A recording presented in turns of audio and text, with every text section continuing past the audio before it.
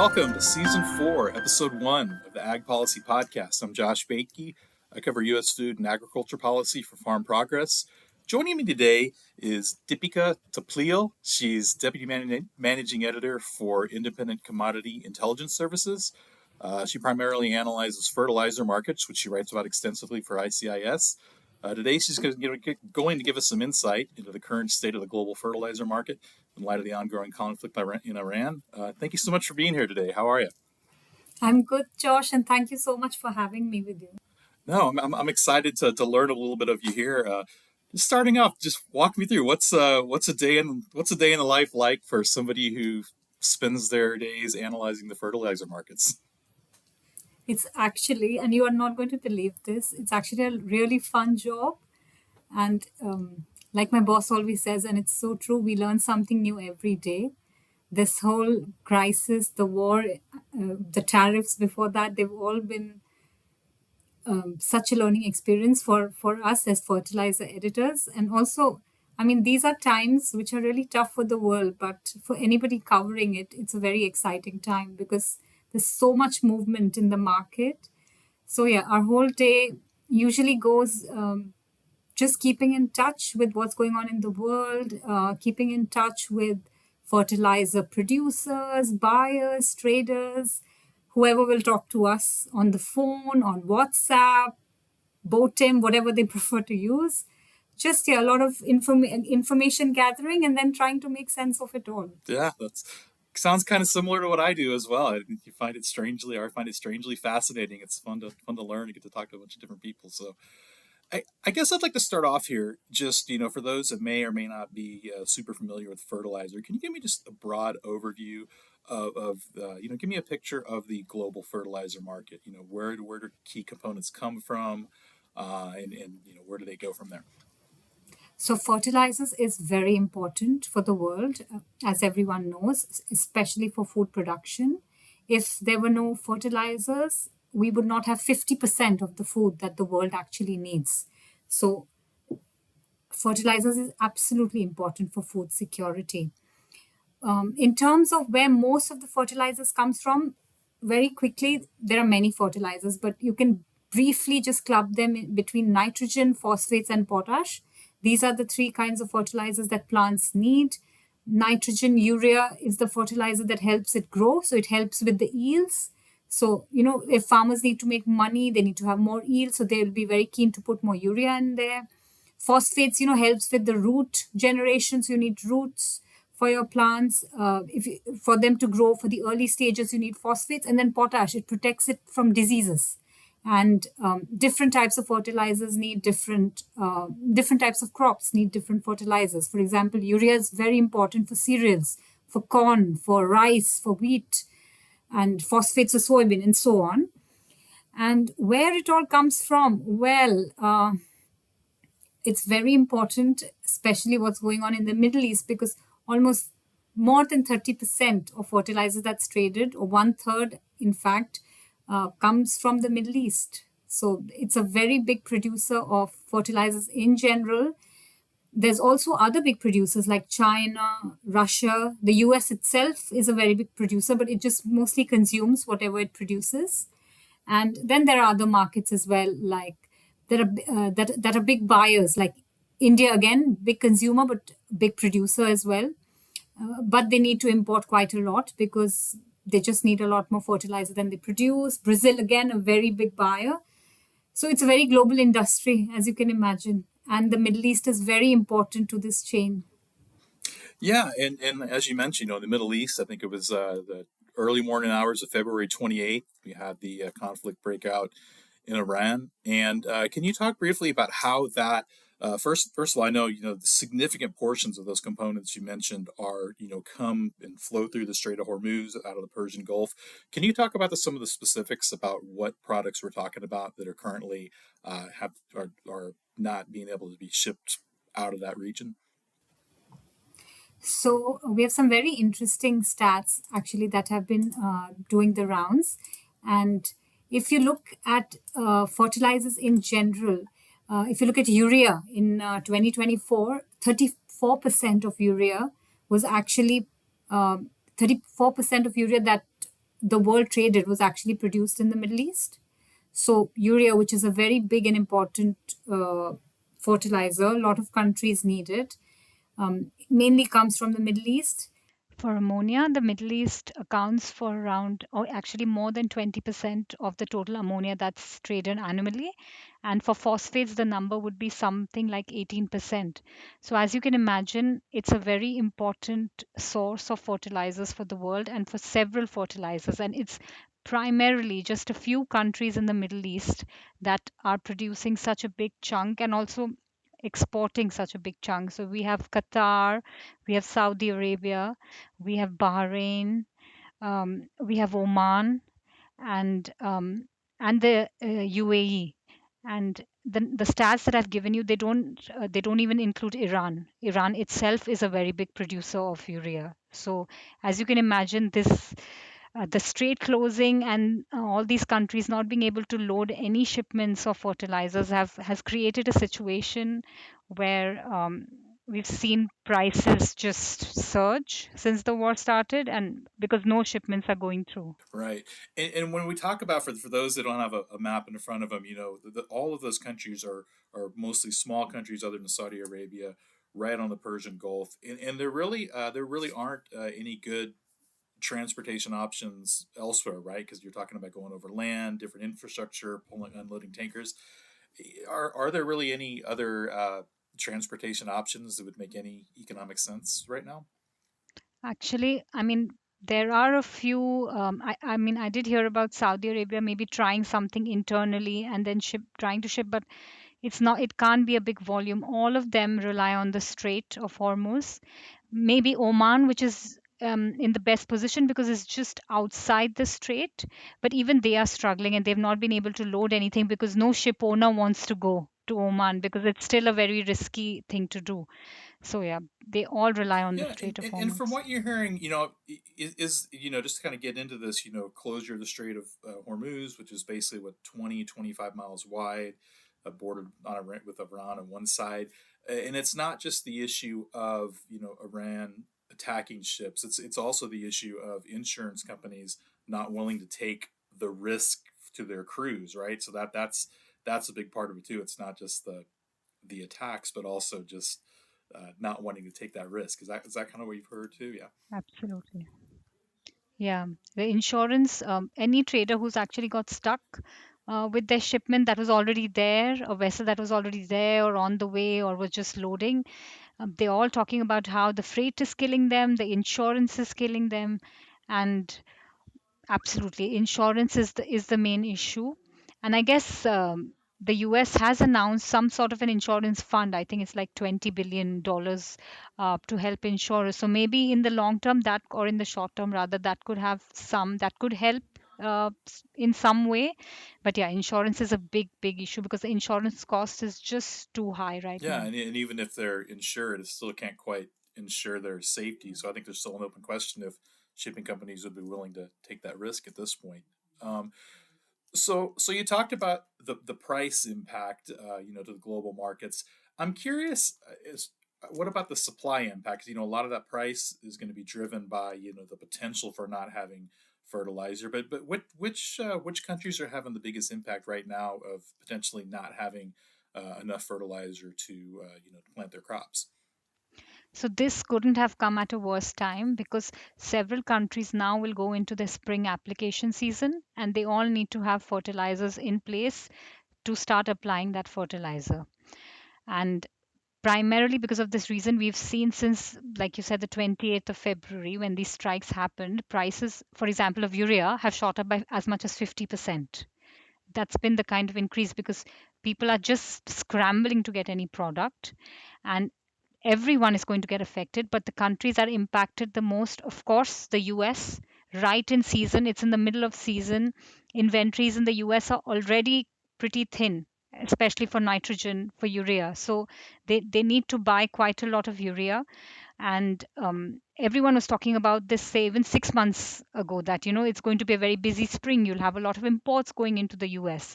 And now, with the Middle East out of the picture, it's been 3 weeks that they've not been able to load any shipments. And the Middle East is a very big supplier to the US. So already that's the first market that's going to get hit. We've seen prices there shoot up as well. Prices in New Orleans, the it's the barge prices for urea that we track mostly in New Orleans. They're still trading at a discount to international levels because there the jump has been even higher. It's always at the supplier side that we see prices jump up first, and then slowly it trickles down to the destination. So for that reason we've seen a lag. I have no doubt that in the US as well we are going to see another big jump in prices. They've already jumped, but they'll keep increasing, especially as the weather gets warmer. And I think this week is looking better for you all, maybe even next week as the weather gets warmer, spring comes into play, people need to apply fertilizers. So, of course, the US is going to get affected. Prices there are really going to increase. I think the one saving grace is that the US is still buying from Russia. So Russia is a very big supplier of urea and nitrogen products to the US. So at least those supplies continue, and that's some sort of a buffer. But it's not going to be enough because this peak season demand that we are talking about here. Then there are a lot more markets that are going to get affected. Another big buyer who's going to get see a shortage is India. They are a very big buyer, and they're very lucky actually that this is the off season for them. They start applying fertilizers from June. But the way the Indian market works, so the US market is a lot more, I could say, quicker. Things move faster. You can get product in place pretty much soon. For India, it takes almost 2 months from the time they actually come into the market to buy something to the time that actually the product reaches the farmer. So they are already worrying about a shortage of urea, and India will have to really pay up because they buy through spot tenders. And in such cases, you see prices really jumping up whenever there's a supply glut like this. And then we have so many other markets. Australia, they will also at some point start panicking because they don't have enough urea. At the moment, we are seeing all Australian buyers actually step in, and they're trying to buy any urea available in Southeast Asia because, again, they rely heavily on the Middle East. All the three countries I mentioned, the US, India, Australia, they all rely very heavily on the Middle East for their urea. So, yeah, these are the three that will see immediate issues. But I think every destination, every country that buys urea imports is going to see a big issue because I don't think this, even if the Strait of Hormuz opens soon, this is going to take a few months before it all gets back to normal. Sure. And I think one thing I probably should have asked you earlier is, can you talk about why so much of this urea and other components are made in the Middle East? And is there, if this conflict drags on, is there capacity somewhere else in the world to ramp up production? That's actually a very good question. Um, for most of the fertilizers, especially for urea and nitrogen products, gas is the biggest feedstock. So wherever there's cheap gas, you see a lot of fertilizer production. And for that reason alone, Middle East is such a big exporter. And also, they don't have so much of their own agriculture, the Middle East. So for that reason, they're very big exporters because they export most of whatever they produce. And yeah, it's so Middle East for that reason is such a big uh, fertilizer producer. Similarly, we have Russia, which is a big producer because for them again gas is cheap. There are other countries as well that are now becoming big powerhouses of production, like for example Nigeria, again because of gas. We also have North Africa like Egypt, Algeria, but again these will struggle in the future because Egypt imports gas. And when gas prices go up the way they have gone up in the last few weeks, a producer like Egypt is also going to be affected. So it's not going to be easy for anybody to actually make up for the supply that the Middle East has because how much more can Russia really produce? They can, but they already have their contracts that they have to supply. And things get worse because, for example, China, very big producer, usually from June onwards they start exporting fertilizers because their own domestic, they're very they're very cautious about their own domestic demand and about any rise in inflation. So during the domestic season, they prefer not to export. From May, June onwards, once the domestic demand is done, they usually step in and they would start exporting. But if energy prices keep going up the way they are, they're again going to clamp down. They'll not allow exports because they'll want as much product as possible to be available in the country for their own consumption, because they will be very scared inflation is going to shoot up, because food prices, fertilizer prices contribute so much to any jump in inflation. And again, if energy prices go up, their own plants are not going to run at 100% or 90% as they're running now. They will all run at lower rates. We're already seeing in a lot of South Asian countries like India, Pakistan, they've already cut down urea production at their local plants because they don't have enough gas. So all this doesn't bode well for the markets, and it's going to be very hard to replace this big chunk of volume that comes from the Middle East.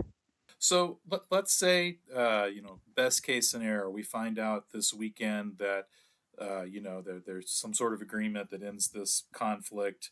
The Strait of Hormuz opens back up. How quickly would this be able to return to normal in terms of getting product out? Obviously, we've had a month of no shipments. How long would it take the market to somewhat recover from this? I think it would take, and it's just a guess for now, but I think it would take at least 2, 3 months for things to go back to normal. It's going to take time because already there is this big glut of, like there's so much of a choke point everywhere. Everyone's stuck.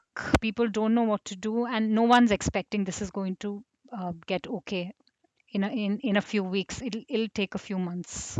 And do we have any indication? Obviously we've focused in this conversation a lot about just the supply and logistics issues, but we've also seen multiple reports of various energy facilities, production facilities targeted. So do we have any idea? In Iran and in some of these other countries you mentioned, if the Strait of Hormuz is opened up, are they still going to be able to produce the fertilizer they were before, or are we talking now there's going to need to be a massive investment in rebuilding these facilities before they can ramp up again? That's actually a very good question. I think for Iran is going to be very difficult. So till the gas field was hit on the 18th of March, Iran was actually producing at 100% capacity for urea at the urea and ammonia plants. Since the gas field has been hit, they're completely down. None of the plants are producing. But then none of us really know what has been the hit on the infrastructure, like how have any of these plants been hit, port infrastructure. So I think Iran will take months and months, if not probably even years, to go back to normal. That's going to be very difficult for Iran. And Iran is a big producer. They produce or they export at least 4.5 million tons of urea annually.